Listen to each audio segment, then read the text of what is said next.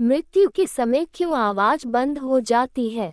ये तो शाश्वत सत्य है कि जीवन और मृत्यु दोनों ही इस संसार का परम सत्य है।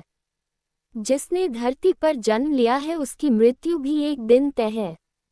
ये जानते हुए भी मनुष्य मरने से डरता है और जब मृत्यु की घड़ी नजदीक आ जाती है तब प्राणों से उसका मोह और बढ़ जाता है।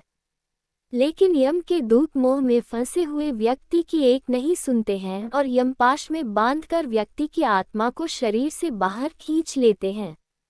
यमपाश में बंधा प्राणी लाख जोर लगा ले लेकिन उससे मुक्त नहीं हो पाता है और अंततः उसे शरीर को और अपने सगे संबंधियों को छोड़कर जाना पड़ता है। मृत्यु के समय की स्थिति का वर्णन गरुड़ पुराण में मिलता है। इस पुराण में बताया गया है कि जब मृत्यु की घड़ी निकट आती है तो यम के दो दूत मरने वाले प्राण के सामने आकर खड़े हो जाते हैं। उन्हें देखकर प्राणी घबरा जाता है और उसकी जुबान बंद हो जाती है। प्राणी बोलना चाहता है लेकिन गले से घर घर की आवाज आती है और कुछ बोल नहीं पाता है। यमदूत यमपाश फेंककर जब शरीर से प्राण खींचने लगते हैं तब पूरे जीवन में व्यक्ति ने जो भी कर्म किए हैं वह सारी घटनाएं व्यक्ति की आंखों के सामने से एक एक करके तेजी गुजरती हैं।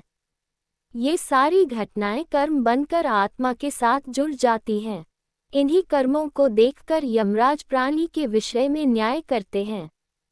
पुराण में कहा गया है कि जो व्यक्ति जीवन में जितना पाप करता है उसे मृत्यु के समय उतना ही अधिक कष्ट सहना पड़ता है, क्योंकि व्यक्ति अपने किए कर्मों से मिलने वाली सजा से डरा होता है। जैसे गलती करने के बाद माता पिता के सामने आने से बालक डरता है और कोने में छुपकर बैठा रहना चाहता है।